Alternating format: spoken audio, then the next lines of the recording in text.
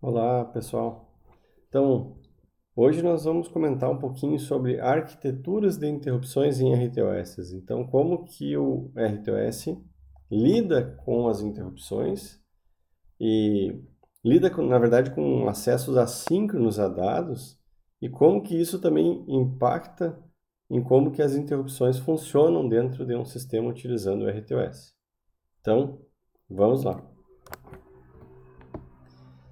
Bom, quando eu tenho um RTOS, eu tenho troca de contexto por dois motivos. Uma tarefa que interrompe outra tarefa e interrupções que interrompem tarefas. Tá?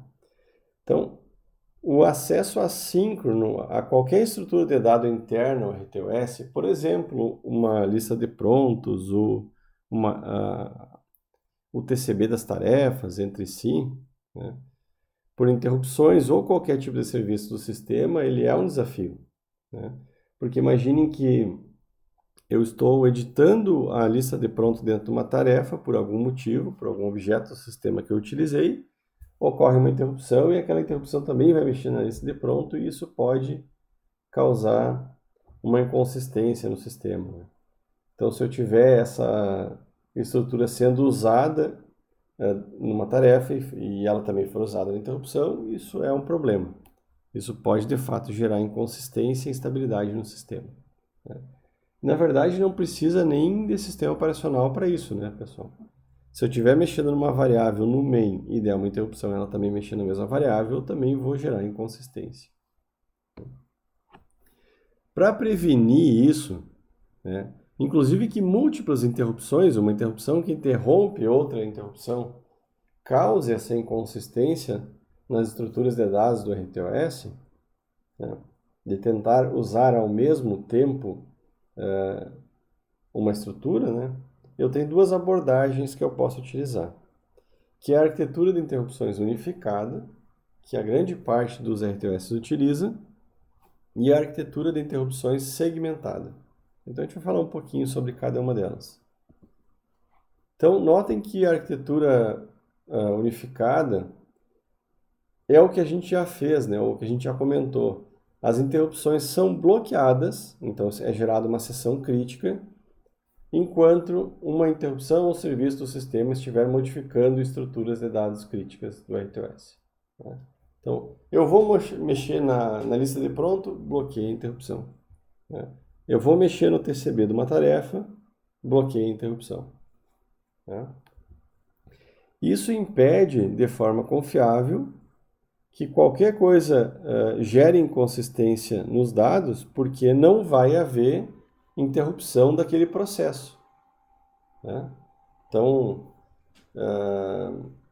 é uma abordagem confiável, porque eu inicio e termino aquele procedimento sem interrupções, e é por isso que ele é chamado unificado, né? Eu gero uma sessão crítica, eu bloqueio interrupções, eu processo o que eu tenho que fazer, e quando eu termino, eu desbloqueio as interrupções. Então, todo aquele bloco de código ele é realizado de forma unificada, sem que haja interrupção, né? Mas e como é que fica o determinismo desse sistema, né, pessoal? Se eu começo a bloquear a interrupção toda hora, o que vai acontecer? Eu vou aumentar a latência das interrupções. E isso vai fazer com que o sistema comece a demorar mais para responder se a interrupção acontecer exatamente um pouquinho após o bloqueio da interrupção, né? E eu começo a atrasar a resposta do meu sistema. Então, todo sistema que é projetado para ser unificado, ele deve garantir um tempo máximo de bloqueio de interrupção, né? Então, o que isso significa? Se eu disser que, por exemplo, o FreeRTOS é unificado, e ele é, e o tempo máximo de bloqueio de interrupção usando um processador ARM Cortex M4 a 100 MHz é 10 microsegundos. Então esse é o pior caso. Isso a gente pode levar em consideração no nosso projeto. Como é que se garante isso, pessoal? Não deixando, por exemplo, laços que têm tamanho de execução variáveis dentro de regiões de bloqueio, né? Então vocês viram lá que mesmo o microCOS, que na interrupção de timer tinha aquela varredura de todos os TCBs, eles tinham a preocupação de bloquear e desbloquear a interrupção para processar cada tarefa, né? E o que isso garante? Garante um certo determinismo, porque a cada iteração daquele laço, eu tinha um desbloqueio da interrupção e a interrupção poderia acontecer, né? Então, com isso, você garante determinismo. A outra abordagem que a gente pode utilizar é a arquitetura segmentada. Então, na arquitetura segmentada, ao invés de desabilitar as interrupções, né, não se permite qualquer tipo de acesso assíncrono às estruturas de dados críticas do sistema por interrupções quando se está utilizando quando já se está utilizando essas estruturas em um outro local, né, seja numa tarefa ou em outra interrupção. Então, o acesso às estruturas de dados críticas por interrupção, ele é adiado, é por isso que é segmentado, né, para ser processado em outra rotina, que vai ser executada em nível de usuário, não mais a nível de interrupção, e também vai estar sob o controle do escalonador, né? Então, se a gente vê num gráfico temporal, né, se eu estou utilizando uma tarefa de baixa prioridade e ela foi interrompida por uma interrupção, o que vai acontecer? Vai ter uma rotina de serviço de interrupção, porque ela tem que limpar a flag da interrupção. Se chegou um dado na serial, tem que pelo menos copiar o byte. Mas eu não vou fazer nada além disso aqui dentro da interrupção. E daí eu vou agendar um segundo nível de interrupção, que geralmente ele é a nível de tarefa. E é aqui que eu vou processar esse dado, né? Então, ao invés de eu voltar para essa tarefa de baixa prioridade, eu vou para uma tarefa do sistema, uma daemon do sistema, que vai processar essa interrupção. E dependendo desse processamento da interrupção, eu posso saltar para uma tarefa de alta prioridade ou voltar para uma tarefa de baixa prioridade. Depende do que vai acontecer aqui no processamento dessa interrupção. Então, isso aqui é um segundo nível de interrupção, mas que é realizado dentro de uma tarefa, né? Então, a arquitetura segmentada ela impede de maneira confiável interferências em serviços de sistema execução, né?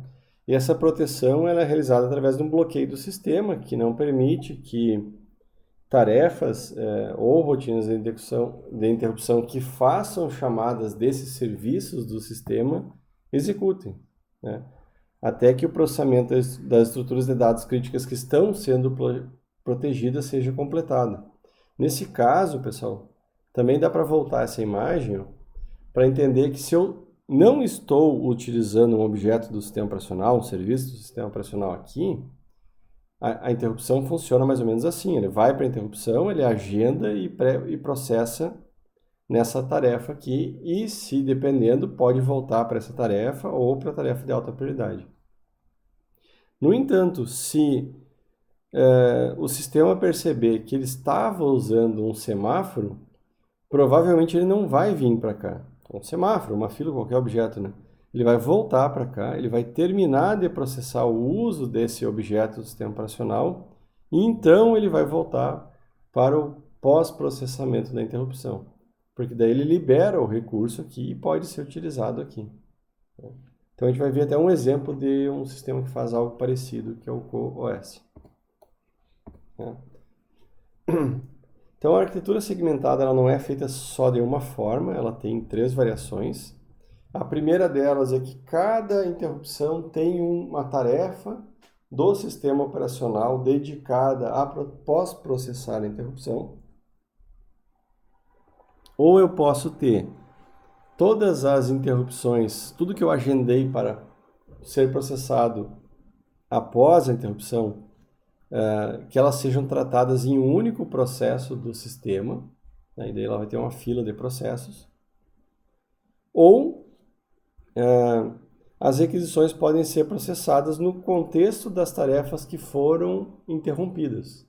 Então, eu estava naquela tarefa de baixa prioridade, dá uma interrupção, ele agenda para processar e volta para aquela tarefa de baixa prioridade. Lá ele processa e toma uma decisão, né? Muitos sistemas usam essa estratégia e a gente tem nomes para essas estratégias diferentes. Por exemplo, o Link Service Routine, o Deferred Service Routine, o Bottom Half Services no Linux né? Eu não me lembro qual desses é o nome que você usa no Windows, esse aqui é o nome que você usa no Linux, mas todos eles são essa arquitetura segmentada de interrupções. Então, essa arquitetura segmentada, ela suaviza a sobrecarga do processamento de interrupções, porque ela deixa o processamento de interrupção dentro lá da própria interrupção mais rápido, né? Então, se ocorre uma rajada de interrupções, essas rotinas de serviço de interrupção de primeiro nível, que são as interrupções mesmo, né, elas executam rapidamente, então elas realizam um processamento mínimo e agendam um processamento posterior para uma tarefa do sistema, né? E essas rotinas de segundo nível, elas executam tão logo se diminui essa rajada de interrupções e há possibilidade de processamento, né?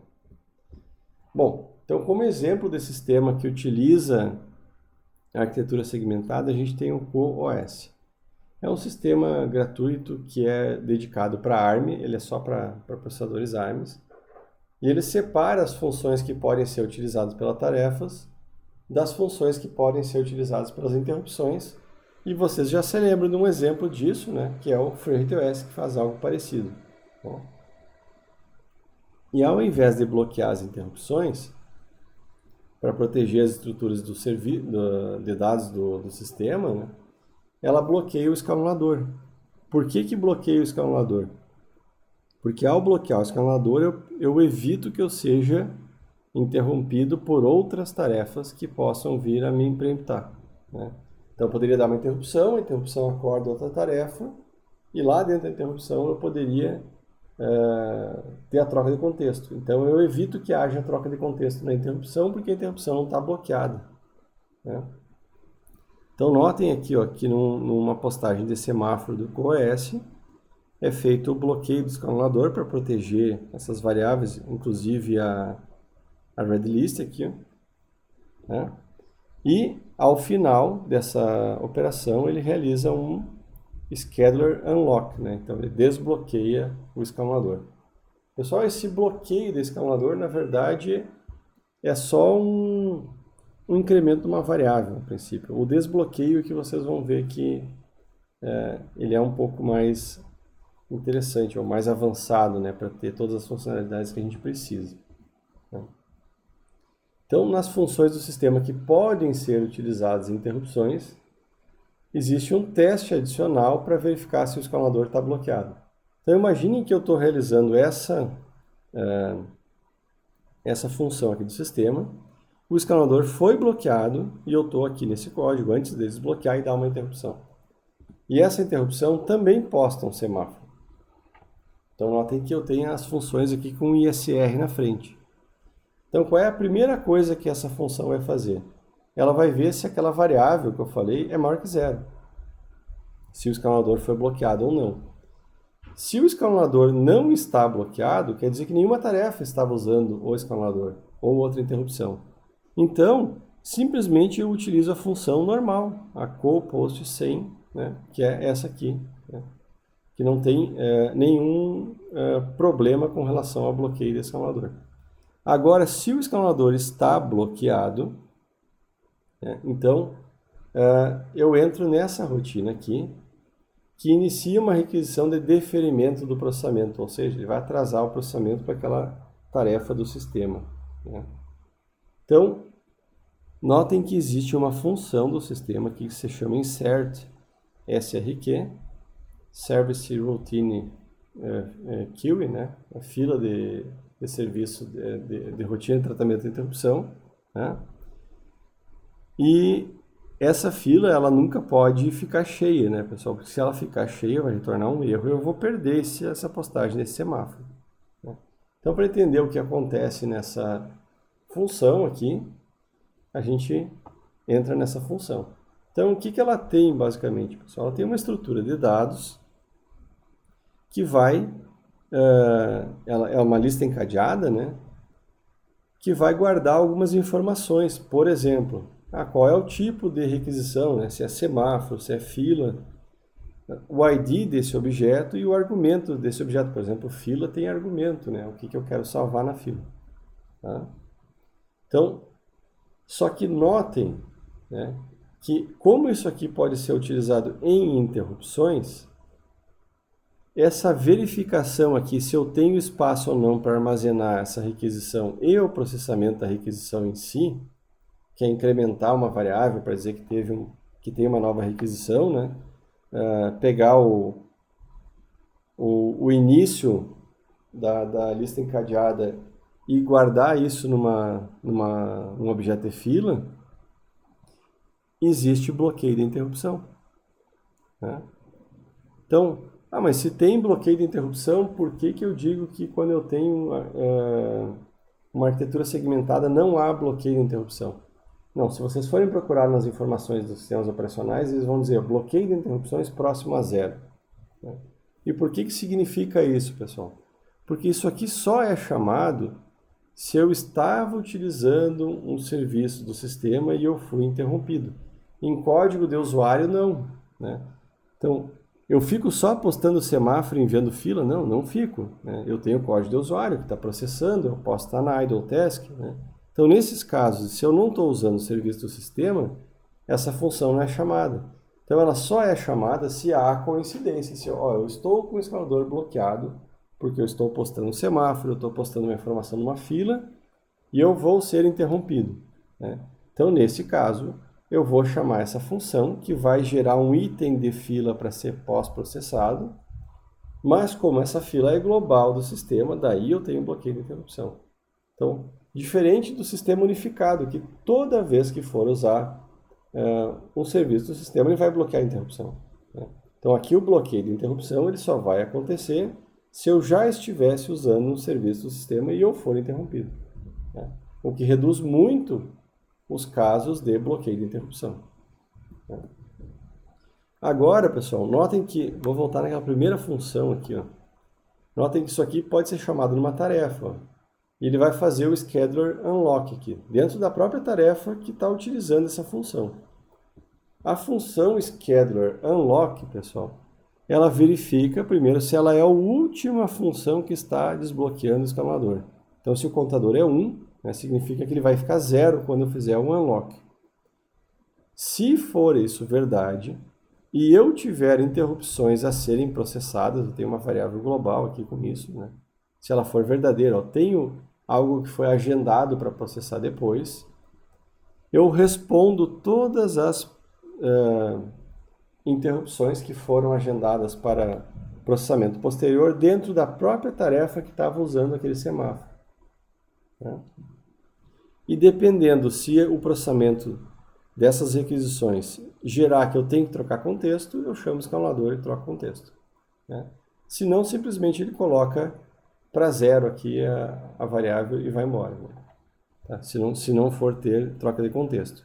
Então, o que é esse responde SQR? Deixa eu ver. Eu achei que tivesse o código do responde SQR.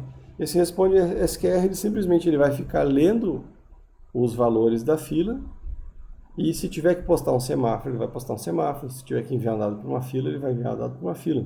Então, ele vai pós-processar aquelas informações, né? Então, no CoreOS, o desbloqueio do escalonador ele ocorre em qualquer função que tenha bloqueado o escalonador, né? Por exemplo, ó, o código de espera de um semáforo, ele também bloqueia o escalonador, né? E o pós-processamento das requisições do sistema em uma interrupção será sempre realizado no contexto da tarefa que desbloquear o escalonador, né? Então, geralmente, se eu tiver uma tarefa que foi interrompida pela interrupção e ela está com o escalonador bloqueado, quando ela desbloquear o escalonador, é que vai ter o processamento dessas interrupções atrasadas, né? Então, surge um problema aí também, né, pessoal? Dependendo do que eu faço para processar essas interrupções, eu preciso de mais pilha na tarefa. Mas por que isso não é um problema tão grande? Porque, no máximo, o que eu vou ter ali dentro? É uma postagem no semáforo, um envio de um dado para uma fila, né? Isso não é algo tão complexo que eu preciso de muita pilha. Então, não tem um código de usuário ali. Tem a resposta de requisições do sistema, né? E por isso, eu não preciso de tanta pilha na tarefa que vai processar essas requisições posteriores. Né? Então, o que acontece, pessoal? Esse segundo nível de processamento de interrupção, ele, na verdade, ele vai processar aqueles dados, né? O que chegou um dado pela USB, um dado pela serial, que foram congelados para pós-processamento na ordem que aquilo aconteceu no tempo. Né? Então, eu não tenho perda de controle do sistema, eu não tenho um colapso no sistema. Né? Então, se diz, o que é não ter perda de controle? Eu não perco nenhuma interrupção. Né? Porque imagine que eu bloqueei a interrupção e daí deu uma interrupção durante aquele tempo e daí deu outra interrupção e só depois desbloqueei. Então, uma eu vou perder. Então, se eu tenho um código muito rápido dentro da interrupção, eu não perco interrupções. Então, eu só vou atrasar o processamento dessas interrupções. Né? Então, normalmente, o processamento desses eventos de segundo nível de interrupção, ele não possui prioridade para ser simples. Né? Geralmente, ele é implementado numa FIFO, né? E por isso, ele minimiza aquela sobrecarga de processamento da interrupção que foi pós-processada. Né? Então, do ponto de vista de quem implementa esse sistema, eu tenho as interrupções como a maior prioridade do sistema, essas rotinas de tratamento posterior como média prioridade, e as tarefas são o mais baixa prioridade do sistema, apesar delas terem prioridades também. Então, eu tenho 3 níveis de processamento. Né? Então, exemplos de RTOS que utilizam arquitetura segmentada são o ThreadX, que é da Express Logic, que foi comprada pela Microsoft, e esse CoOS, né, que é um código livre e de código aberto. Né? Então, eu não lembro de outros sistemas que podem utilizar arquitetura segmentada, mas talvez os mais complexos, como o VxWorks, tem o QNX, talvez eles usem deferimento também. O QNX ele é utilizado, inclusive, pela BlackBerry antes dela migrar para Android. Né? Então, pode ver que é um sistema bem robusto. E quanto ao FreeRTOS, pessoal? O FreeRTOS ele é um sistema operacional de arquitetura unificada, é esse que a gente vai utilizar. No entanto, eu posso fazer um deferimento no processamento das interrupções, porque o FreeRTOS tem um sistema, ou tem uma tarefa, em que eu possa, e uma função do sistema, né, que eu posso deferir esse pós-processamento. Né? Então, ele chama de Centralized Deferred Interrupt Handling, tá? Porque é aquele pós-processamento que é feito numa tarefa específica do sistema, uma só. Né? E como é que eu agendo esse pós-processamento? Por essa função aqui, Timer Pend Function Call from ESR. Mas por que timer, pessoal? Porque o FreeRTOS já tem uma tarefa do sistema que gerencia os soft timers. Né? Então, ele usa a mesma tarefa dos soft timers para pós-processar as interrupções. Caso vocês implementem isso não é do sistema. O usuário precisa implementar isso. Né?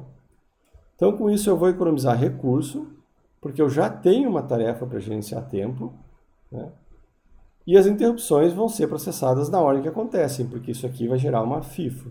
Né? Então, ele tem aquela característica de FIFO. Ou, né, eu posso fazer o deferimento no FreeRTOS de outra forma, que é utilizar um serviço do sistema que se chama Task Notification, né, e associar uma tarefa para cada interrupção. Né? Então, esse Task Notification ele consegue simplesmente notificar só uma tarefa, né? Então eu associo essa tarefa a uma interrupção. Isso vai ocupar mais recurso, porque eu vou ter uma tarefa associada a cada interrupção. Né? No entanto, eu posso atribuir prioridade a essas tarefas. Então, com isso, eu posso processar as interrupções numa ordem prioritária e não como uma FIFO que executa na ordem temporal. Né? Em muitos casos, pessoal, a ordem temporal é mais do que suficiente. Então, eu recomendaria, eu preciso, por algum caso específico, utilizar deferimento, então eu recomendaria essa abordagem aqui no FreeRTOS. Então, como é que isso funcionaria, pessoal? Vamos supor que eu tenho uma interrupção, né? E essa interrupção processa aí o que ela tem que processar, né? E daí o que eu digo, o processo que tem que processar é limpa uma flag, se tem que receber um dado, copia esse dado, né, do registrador, né? Que inclusive é o que ele faz aqui, ó, ele copia alguma coisa, e daí ele chama essa função do sistema, que é o timer append function call from ESR, né? E daí vocês estão vendo que essa função ela tem dois argumentos aqui, ó. Então, na verdade tem 4, né? Qual que é o primeiro argumento? É a função que vai ser chamada para pós-processar esse dado que eu recebi. E está aqui a função. E essa função ela tem dois parâmetros. Um parâmetro passado por ponteiro e um parâmetro passado por valor. E aqui ele está passando por valor. Imagina que seja um byte que eu recebi da serial e eu passo por valor. E ela também tem aquele argumento se essa função aqui acordou uma tarefa de maior prioridade. Tá? E aqui ó, aparece outra forma de usar o yield from ESR. Então, o que essa interrupção fez de processamento? Ela só copiou o dado que ela precisava copiar, por exemplo, do porta serial, e chamou essa função para postergar esse processamento, né? Daí, quando não tiver mais interrupção acontecendo, né, quando deu aquela rajada de interrupção, e agora eu vou ter processador para ir para as tarefas, daí ele vai, a tarefa de timer vai chamar essa função aqui, que recebe esses parâmetros, né? E imagine que eu recebi um parâmetro aqui recebido pela serial, e daí eu faço o que eu quiser com esse parâmetro, né? Eu posso utilizar ele para processar aqui dentro, ou eu posso utilizar, por exemplo, uma fila para enviar esse parâmetro aqui para uma tarefa, né? Então, eu agendo essa função com esses parâmetros para ser executada pelaquela tarefa daemon lá do timer do FreeRTOS. Só que notem, pessoal, que o FreeRTOS continua sendo um sistema operacional unificado, né? Então, os semáforos, as filas, elas vão bloquear a interrupção. Nem sempre elas vão bloquear só o escalonador, né? Em alguns casos o escalonador, em alguns casos as interrupções. Então, ele não é um sistema operacional puramente segmentado, né? Mas então, por que ele tem essa possibilidade de deferimento? Provavelmente eles acham que uma pilha de USB, por exemplo, ela é de processamento intensivo aqui na interrupção. Então eu poderia evitar de fazer todo esse processamento USB na interrupção, né, copiar só o mínimo que eu preciso daquele processamento e agendar isso para processamento posterior, né? Mas ele não é um sistema operacional puramente com arquitetura segmentada, né? Se vocês precisam disso porque tem muita rajada de dados chegando por comunicações, que é um dos casos em que é interessante ter deferimento da interrupção, né? Talvez seja interessante utilizar um sistema operacional puramente com arquitetura segmentada. Então, exemplos de uso do Task Notification a gente vai ver no futuro, né? Talvez até isso seja um trabalho para vocês, né? Que é aquela forma de associar uma tarefa por interrupção. Ok, pessoal? Então, isso é só uma ideia, né, que eu passo para vocês, que não existe uma única forma de gerenciar dados assíncronos num sistema operacional. Cada um tem suas vantagens e desvantagens, né? Como vocês veem num computador, tem muito evento de I/O, né? Cópia de dados, mouse, Wi-Fi, Ethernet. Então, num sistema assim, ele se justifica esse deferimento. Agora, se o processamento das interrupções for bastante simplificado, né, não há nenhuma vantagem em utilizar uma arquitetura segmentada. Então, isso é uma escolha do projetista que vai decidir, baseado nos requisitos do projeto, se ele deve usar um sistema unificado ou um sistema segmentado, com arquitetura, né, de interrupções segmentada unificada. É isso aí, pessoal. Até mais, espero que tenham gostado.